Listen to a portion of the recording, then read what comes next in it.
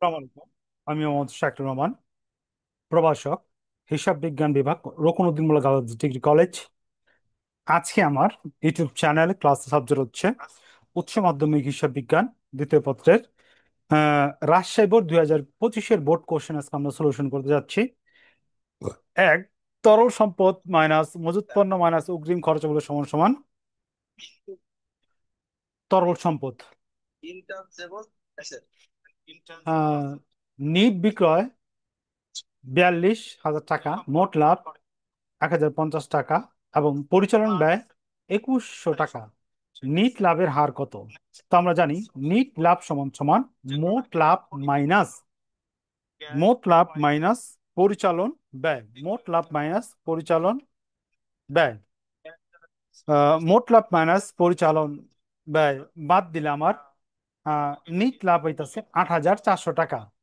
তো যেহেতু লাভের হার চাইছে, নিট লাভের হারের সূত্র হইল উপরে হইলো আমার নিট লাভ, নিচে হইলো বিক্রয়। তো আমার নিট লাভ বের হইলো কত? 4,800 টাকা এবং নিট বিক্রয়ের পরিমাণ 4200 টাকা। তো ক্যালকুলেশন করলে আমার এখানে বেরিতেছে 20%, অর্থাৎ নিট লাভের হার সমান সমান 20%। তো আমরা একটু বোর্ডে যাই, বোর্ডে একটু দেখাই। ঠিক আছে, প্রকৃতপক্ষে চ্যাপ্টারটার নাম কি? Plant asset, natural resources and intangible asset. ঠিক আছে। তো প্রথমে একটু বলি, international accounting standard. International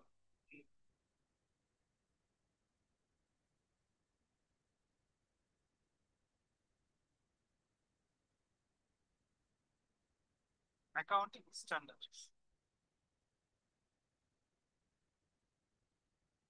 international accounting standard আন্তর্জাতিক হিসাব মানক, যার উপরে হ্যাঁ, যার উপরে ভিত্তি করে কি করে টোটাল অ্যাকাউন্টিং চলতেছে, ব্যাংকের অ্যাকাউন্টিং, বিভিন্ন মুনাফাখোরি অমুনাফাখোরি, যে প্রতিষ্ঠানগুলো যে রেকর্ডিং সিস্টেম আছে, বিভিন্ন যে নিয়ম নীতি আছে, এগুলা প্রণয়ন করে ইন্টারন্যাশনাল অ্যাকাউন্টিং স্ট্যান্ডার্ড কমিটি। ঠিক আছে। ওই ইন্টারন্যাশনাল অ্যাকাউন্টিং স্ট্যান্ডার্ড কমিটি কি করছে? ইন্টারন্যাশনাল অ্যাকাউন্টিং স্ট্যান্ডার্ড প্রণয়ন। টোটাল ইন্টারন্যাশনাল অ্যাকাউন্টিং স্ট্যান্ডার্ড আছে 41টা। টোটাল আছে কয়টা? 41টা। হ্যাঁ, 41টা। এর মধ্যে 31টা বর্তমানে ওয়ার্ল্ড ওয়াইড প্র্যাকটিস করা হয়। এর মধ্যে বাংলাদেশ গ্রহণ করছে 27টা। আর বাংলাদেশ গ্রহণ করছে কয়টা? 27টা। ক্লিয়ার? 27টা। ঠিক আছে। বাংলাদেশ যেটা গ্রহণ করছে, এটা নাম দিয়ে দিছে বাংলাদেশ অ্যাকাউন্টিং স্ট্যান্ডার্ড। বুঝতে পারছেন? BAS। আমার সঠিক অ্যান্সার কত? 20%। আর কি ইন্টারন্যাশনাল অ্যাকাউন্টিং তো স্ট্যান্ডার্ড। এখন আমরা চলে যেতেছি আমাদের পরবর্তী কোশ্চেন। আমাদের পরবর্তী কোশ্চেন 3। কোন অনুপাতটি দীর্ঘমেয়াদী সচ্ছলতা নির্দেশ করে? দায় মালিক অনুপাত দীর্ঘমেয়াদী সচ্ছলতা নির্দেশ করে। বই আছে প্রায় 10,000 স্ট্যান্ডার্ড বই আছে। আগর বিনষ্ট পণ্য হিসাবভুক্ত করা হলে নিট মুনাফা কমে এবং সম্পত্তির পরিমাণ কমে এবং খরচ বৃদ্ধি পায়। 4-এর সঠিক আনসার হলো গ, 1, 2, 3, 4। অনাদি পাওনা সঞ্চিতি কি? বিপরীত সম্পদ। অনাদি পাওনা সঞ্চিতি কি? বিপরীত সম্পদ। মোট ব্যয় 30,000 টাকা। বিক্রয় মূল্যের উপর 25% হারে মুনাফা কত পার্সেন্ট হবে? বিক্রয় মূল্যের উপর 25% হারে মুনাফা কত পার্সেন্ট হবে? তো এখানে আমার আহ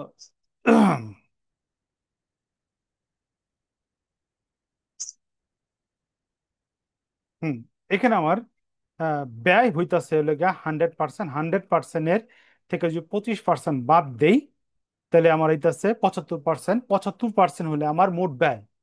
75% মোট ব্যয় হইলে আমার মোট ব্যয়ের উপরে কি করতে হবে? আমার 25% মুনাফা বের করতে হবে। তার মানে এখানে 3 লাখ টাকা।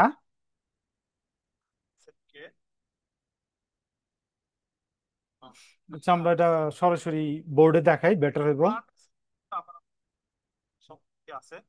এছাড়াও আরো আরো কিছু অ্যাসেট আছে যেগুলো কি বলা হয় প্লান্ট অ্যাসেট। এটা হলো আবার 6 নম্বর।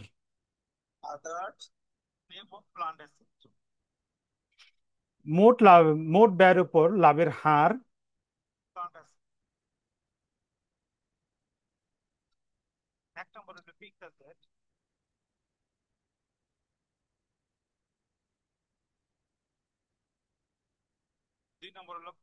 লাভের হার 25, 100 - 25 সমান সমান 33.33%। ওকে, অতএব মুনাফার হার সমান সমান 3 লাখ গুণ 33.33%। যদি আমরা ধরি, ক্যালকুলেটর ইউজ করি,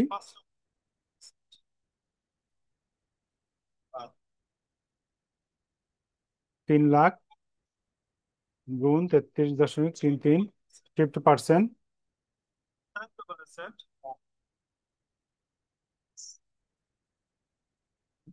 এখানে আমার আসতেছে 9,99,990। 9,99,990। তো এখানে কোশ্চেন আমার কাছাকাছি গেছে। তো মুনাফার হার কত হইব? আহ 1 লাখ টাকা। মুনাফার হার কত হইবে? 1 লাখ টাকা। ওকে, আরেকভাবে আমরা দেখি করা যায় কিনা। 3 লাখ ভাগ 75 গুণ 25। ওকে, তো আমরা আরেকভাবে এটা বের করতে পারি, এই 1 লাখ টাকা। ওকে, তো আমরা জানি প্রফিট সমান সমান, কস্ট, ভুল লিখছি, সেলস, সেলস সমান সমান profit plus cost plus profit. Okay, তো এখানে আমার কস্ট হলো কত? 70, 75%। তার মানে এই যে 3 লাখ টাকা আছে, এটা হলো আমার 75%। তো এটা যদি ভাগ 75 গুণ 25 দিয়ে দেই, তো সরাসরি আমার কি বেরিতেছে? 25% প্রফিটের মূল্য বেড়ে যেতেছে কত? 1 লাখ টাকা। এইভাবে আমরা কি করতে পারি, দেখাইতে পারি। ওকে,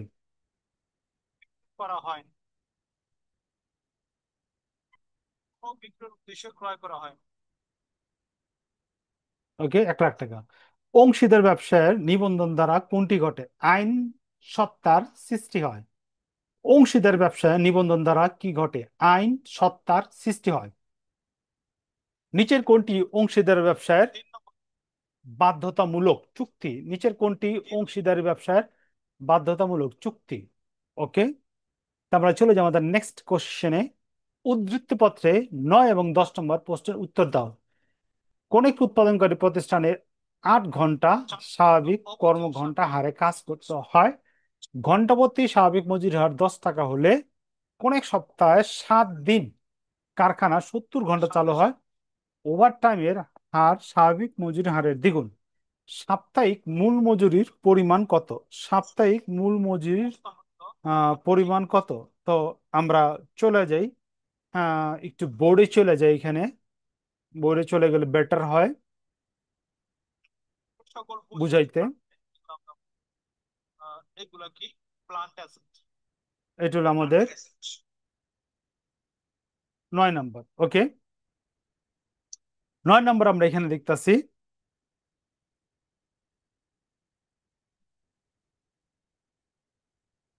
হুম, 9 নম্বর এখানে আমরা দেখতেছি ওভার টাইম কত ঘন্টা হয়েছে, ওটা আমাদের প্রথম বের করতে হবে। ওভার টাইম, ওভার টাইম 70 ঘন্টা মাইনাস কাজ হয়েছে কোন এক সপ্তাহে, নর্মাল কাজ হয় 8 ঘন্টা 7 দিন কইরা। তো ওভার টাইম হইতেছে আমার কত? 14 ঘন্টা। 14 ঘন্টা আমার কি হইতেছে? ওভার টাইম হইতেছে। ঠিক আছে, তো এখন আমরা বের করুন ওভার টাইম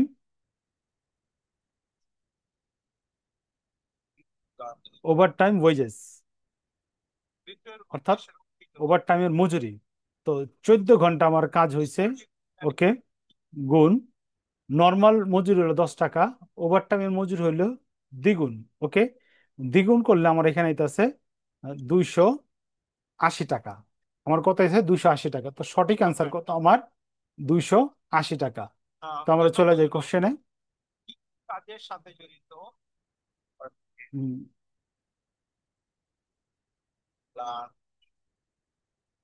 জনপদ ওভারটাইমের মজুরি কত? 280 টাকা। সাপ্তাহিক মজুরির পরিমাণ কত? সাপ্তাহিক মজুরির পরিমাণ আমরা জানি 8 গুণ 7 গুণ 10 দিলে আমার বেড়ে যাব 7×8 = 56, 570 টাকা।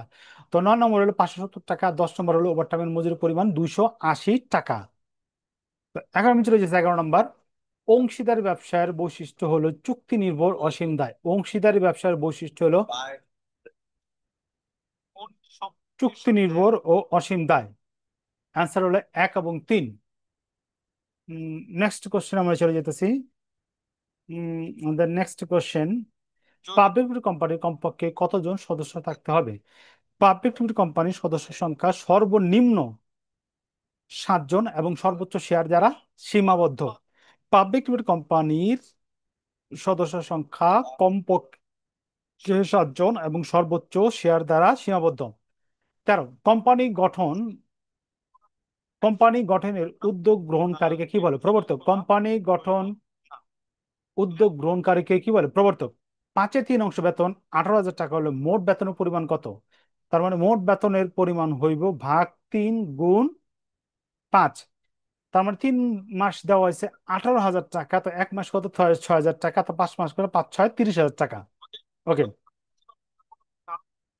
বহির্দায় প্রতিষ্ঠানের সম্পত্তির উপর তৃতীয় পক্ষের পাওনা এবং মোট দায় ও দীর্ঘমেয়াদী দায় সমান সমান বহির্দায়। বহির্দায় সমান সমান প্রতিষ্ঠানের সম্পত্তির উপর তৃতীয় পক্ষের পাওনা এবং মোট দায় যোগ দীর্ঘমেয়াদী দায় সমান সমান বহির্দায়। তো অ্যান্সার হলো 1 এবং 2। নিচের কোনটি বিক্রয় খরচের অন্তর্গত? কোনটি বিক্রয়ের উপরিব্যয়ের অন্তর্ভুক্ত? বিজ্ঞাপন খরচ, বিজ্ঞাপন খরচ। ওকে। উদ্দীপকটি পরে এবং 17 এবং 18 নম্বর প্রশ্নের উত্তর দাও। উদ্দীপকটি পরে এবং 17 এবং 18 নম্বর প্রশ্নের উত্তর দাও। জনাব রহিম ও জন 3 লাখ, 2 লাখ ও 1 লাখ টাকা মূলধন অংশের ব্যবসা শুরু করে। রহিম ব্যবসা পরিচালনার জন্য বার্ষিক 3,600 টাকা বেতন পায়। মূলধনের উপর 10% সুদ ধার্য করলে বছর শেষে মুনাফার পরিমাণ দাঁড়ায় 1,50,000 টাকা। উক্ত বছরের মূলধন অনুপাতে বন্টিত মূলধন অনুপাতে মুনাফা বন্টিত হলে রহিম কত টাকা মুনাফা পাইব? রহিম কত টাকা মুনাফা পাইব? তো আমরা প্রথমে কি করতে হবে? বন্টনযোগ্য মুনাফা বের করতে হবে। বন্টনযোগ্য মুনাফা আমরা কিভাবে বের করব? আমরা বোর্ডে চলে যাই। বন্টনযোগ্য মুনাফা প্রথম আমাদের বের করতে হবে। আহ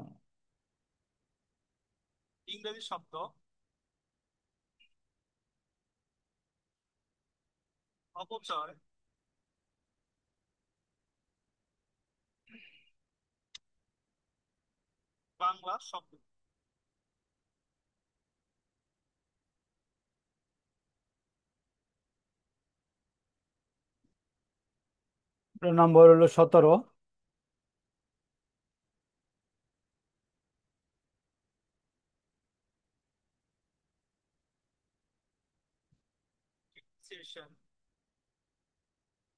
হুম। বন্টনযোগ্য মুনাফা সমান সমান এখানে প্রথম হইল নিট লাভ। নিট লাভ যেটা দেওয়া আছে অঙ্কের মধ্যে, এখানে তো আবার মাইনাস দিতে হইব। উম, অঙ্কের মধ্যে মাইনাস হইব। এখানে আমরা অঙ্ক দেখতেছি রহিম কি করছে? বার্ষিক 3,600 টাকা করে বেতন নিচ্ছে, মাইনাস বেতন মাইনাস মূলধনের সুদ, এটা যোগ করে দেয় আমরা বেতনের সাথে।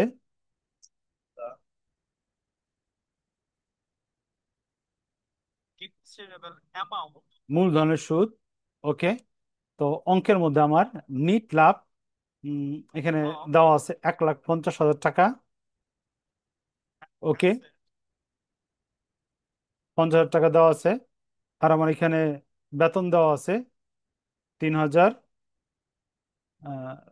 600 টাকা দেওয়া আছে বেতন, যোগ আমার এখানে মূলধনের আহ, সুদ দেওয়া আছে।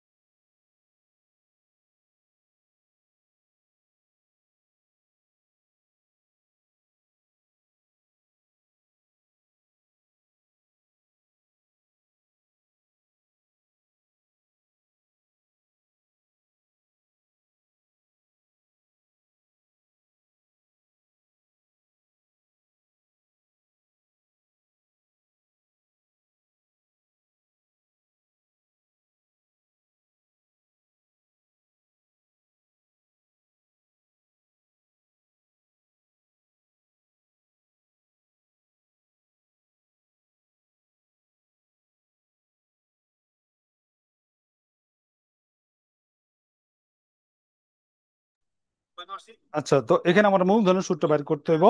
তো অঙ্কতে আমার এখানে মূলধন আছে 3 লাখ, 2 লাখ, 1 লাখ, 3 লাখ, 2 লাখ, 5 লাখ, 1 লাখ, 6 লাখ। 6 লাখ টাকার উপর 10% আরে কি করতে হবে আমার? সুদ ধরতে হবে, ঠিক আছে। 6 লাখ টাকার উপরে 10%, 6 লাখ গুণ 10%, সবারটাকে একসাথে করলাম যেহেতু রেট এক। তো 1,50,000, 3,60,000, সরি 3,36,000 আর 6,000। ওকে, তো 6,000 টাকা।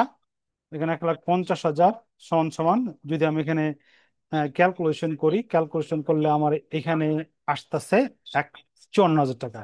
ক্যালকুলেশন করলে আমার এখানে এটা আছে কত? 54,000। এই 54,000 টাকা হলো আমরা বন্টনযোগ্য মুনাফা। তো যেহেতু আমার মুনাফার অনুপাত এখানে কত? 3 লাখ, 2 লাখ, অনুপাত 1 লাখ, 1 লাখ, পাঁচটা চারটা করে শূন্য কেটে দেই। সব পাঁচটা করে শূন্য কেটে দিলাম। 3 লাখ, 2 লাখ, 1 লাখ। ওকে, তো আমার এখানে অনুপাত বেরোতেছে 3:2:1। এটা আর ভাগ করা যায় না, এগুলো যোগ করলে আমার এখানে তো 6। তো প্রথম রয়েছে 6-এর 3, এরপরে হইতেছে 6-এর 2, এরপরে হইতেছে 6-এর 1। ওকে, তো এখানে কোশ্চেন বলছে রহিম কত পাইব? 2 লাখ টাকা মূলধন সরবরাহ করছে রহিম, তো রহিমের অনুপাত হলো 6-এর 2। অতএব রহিম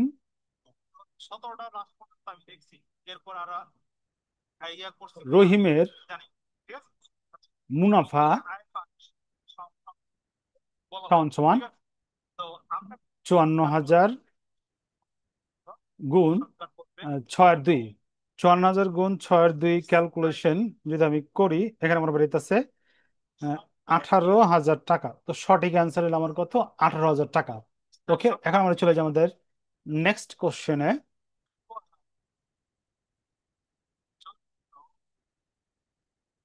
হুম, 18,000 টাকা সঠিক অ্যান্সার কত? 18,000 টাকা, 17 নম্বর। ওকে, উদ্দীপকের মূলধনের সুদ প্রদানের হার উল্লেখ না থাকলে অংশীদারগণ মূলধনের সুদ পাওয়ার অধিকার হবে না। মূলধন হিসাবে মূলধনের সুদ যুক্ত হবে না। ওকে, অ্যান্সার হলো গিয়ে 2 এবং 3। উৎপাদন ব্যয় হিসাব বিজ্ঞানের প্রথম উদ্দেশ্য কি? উৎপাদন ব্যয় নির্ধারণ ও নিয়ন্ত্রণ। যেহেতু প্রথম আনসারটা পেয়ে গেছি, আমি উৎপাদন ব্যয় নির্ধারণ দিয়ে দিলাম। যদি অপশন থাকতো ক, খ, গ এরকম থাকলে আমরা দিতাম 1 এবং 2। ওকে, পণ্যের মূল্য ক্রমাগত বৃদ্ধি পেতে থাকলে মজুদ পণ্য হিসাব সংরক্ষণ কোন পদ্ধতি অধিক উপযুক্ত? শেষে আসলে আগে যায় পদ্ধতি, শেষে আসলে আগে যায় পদ্ধতি। হুম, এখন আমরা চলে যাবো আমাদের নেক্সট কোশ্চেন। আমাদের নেক্সট কোশ্চেন নাম্বার 21। কোম্পানির স্মারকলিপিতে উল্লেখ থাকে মূলধনের পরিমাণ, শেয়ারের সংখ্যা 1 এবং 2। অংশীদার ব্যবসায়ের ক্ষেত্রে উত্তোলনের সুদ কি নির্দেশ করে? আয়। উত্তোলনের সুদ কি নির্দেশ করে? আয়। মজুদ দ্রব্য বলতে দ্রব্যাদি সংরক্ষণকে বোঝায়। মজুদ দ্রব্য বলতে দ্রব্যাদি সংরক্ষণ করাকে বোঝায়। অংশীদারি চুক্তি ছাড়া একজন অংশীদারের নিচে কোনটি প্রাপ্য হবে? ঋণের সুদ, ঋণের সুদ, ঋণের সুদ। নিচের কোনটি কাল্পনিক সম্পদ? নিচের কোনটি কাল্পনিক সম্পদ? শেয়ার অবহার, শেয়ার হোল্ডারদের দায় শেয়ার দ্বারা সীমাবদ্ধ, মূলধন দ্বারা সীমাবদ্ধ। অ্যান্সার খ 1 এবং 3। উদ্দীপকটি পড়ো, 27 এবং 28 নম্বর প্রশ্নের উত্তর দাও। নিট বিক্রয় 42,000 টাকা, মোট লাভ 8,400 টাকা, প্রারম্ভিক মজুত পণ্য 4,000 টাকা এবং সর্বমোট পণ্য 6,000 টাকা। বিক্রিত পণ্যের ব্যয় নির্ণয় করো। তো আমরা জানি বিক্রিত পণ্যের ব্যয় সমান সমান প্রারম্ভিক মজুত পণ্য যোগ ক্রয় বাদ সমাপনী মজুত পণ্য। তো আমার এখানে প্রারম্ভিক মজুত পণ্য দেওয়া আছে 4,000। একটু আমরা বডি চলে যাই, বিক্রিত পণ্যের ব্যয় সমান সমান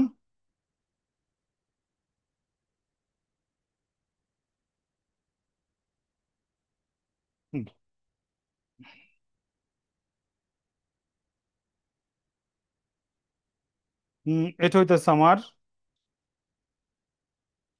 27। ওকে। যদি সরাসরি আপনার সকল ইনফরমেশন দেওয়া না থাকে তখন এই সূত্র আমরা অনুসারে আমরা বিক্রিত পণ্যের ব্যয় নির্ণয় করব। বিকৃতি বিক্রিত পণ্যের ব্যয়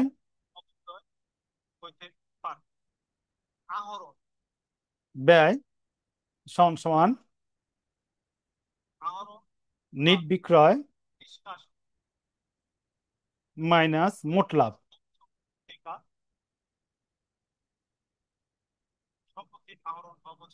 ওকে। তো এখানে আমার নিট বিক্রয় আছে, অঙ্কে দেওয়া আছে 42,000 টাকা এবং মোট লাভ দেওয়া আছে 8,400 টাকা। বিয়োগ দিলে আমার এখানে আছে 33,600 টাকা। অর্থাৎ আমার নিট বিক্রয়ের পরিমাণ কত? 33,600। 27 নম্বর উত্তর হলো 33,600। আমরা কোশ্চেনে চলে যাই। ওকে, 33,600। মজুদ আবর্তন অনুপাত কত? মজুদ আবর্তন অনুপাত হলো 6.72। তো আমরা জানি মজুদ আবর্তন অনুপাত সমান সমান মজুদ আবর্তন অনুপাত এটা আমরা একটু দেখাই, দেখালে বেটার হইব।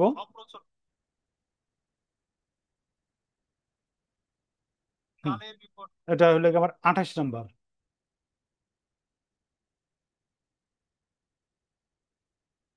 মজুদ আবর্তন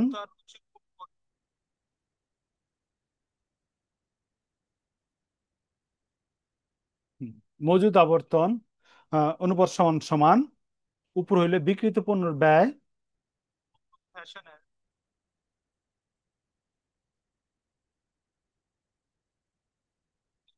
উপরে হইলে বিক্রিত পণ্যের ব্যয়, নিচে হলো গড় মজুদ। গড় মজুদ পণ্য। ওকে। এখানে বিক্রিত পণ্যের ব্যয় একটু আগে আমরা বের করলাম।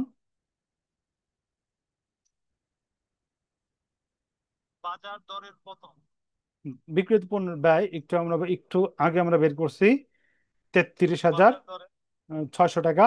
গড় মজুদ বের করবো আমরা। গড় মজুদ পণ্য সমান সমান প্রারম্ভিক প্রারম্ভিক মজুদ যোগ সমাপনী মজুদ মজুদ ভাগ 2। তো আমার এখানে প্রারম্ভিক মজুদ দেওয়া আছে অঙ্কে 4,000, সমাপনী মজুদ দেওয়া আছে 6,000। যোগ করে 2 ভাগ দিলে আমার গড় মজুদ বেরোতেছে কত? 10,000। 5,000 বেরোতেছে। গড় মজুদ কত বেরোবে? 5,000। তো এখানে যে আমি বসায় দেই 33,600 ভাগ 5,000 দিলে এখানে আমার আসতেছে গড় মজুদ গুণ 2। ওকে, সূত্র আরেকটা 2 আছে। তো এখানে আমরা যদি ক্যালকুলেশন করি, ক্যালকুলেশন করলে হইতেছে 6.72 বার। 72 বার গড় মজুদ অনুপাত প্রকাশ করা হয় বার দ্বারা। অর্থাৎ আমার মজুদ পণ্য গোডাউনে ঢুকে 6.72 বার, অর্থাৎ 6 বার বা 7 বার কি হয় গোডাউনে ঢুকে। অর্থাৎ এক্ষেত্রে আমার সঠিক অ্যান্সার হলো 6.72 বার।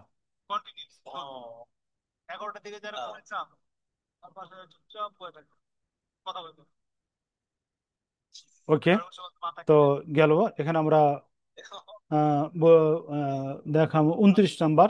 স্বামী স্বামী কোম্পানি এর অনুমোদিত শেয়ারের সংখ্যা 20,000 টাকা, প্রতিটি শেয়ারে 10 টাকা মূল্য বিভক্ত। ইস্যুকৃত শেয়ারের পরিমাণ অনুমোদিত শেয়ার 90%, বিলিখিত শেয়ারের মূলধনের পরিমাণ ইস্যুকৃত শেয়ারের 70%। বিলিখিত শেয়ারের মূলধনের পরিমাণ কত? বিলিখিত শেয়ারের মূলধন কত? ওকে, অর্থাৎ 20,000-এর শেয়ার 90%, 20,000-এর 90% আসে, সরি, হম, বিলিখিত শেয়ারের মূলধন পরিমাণ কত, অর্থাৎ টাকায় চাইছে, ঠিক আছে? তো যদি টাকায় কনভার্ট করি, আমি 20,000 শেয়ার গুণ 10 সমান সমান 2 লাখ। 2 লাখের 90% হয় 1,80,000। তো 1,80,000-এর 70%, এখানে 1,80,000-এর 70% আসলে আমার 1,26,000 টাকা। তো বিলিখিত মূলধনের টাকায় যদি কনভার্ট করি, 1,26,000 টাকা আসে বিলিখিত মূলধনের পরিমাণ। কোনটি মালিকানা সত্ত্বের অংশ? কোনটি মালিকানা সত্ত্বের অংশ? সাধারণ সঞ্চিতি মালিকানা সত্ত্বের অংশ। তো আমার আজকের board question solution class, Rajshahi board, এখানে সমাপ্তি। পরবর্তী লেকচার দেখার জন্য আমন্ত্রণ রইল।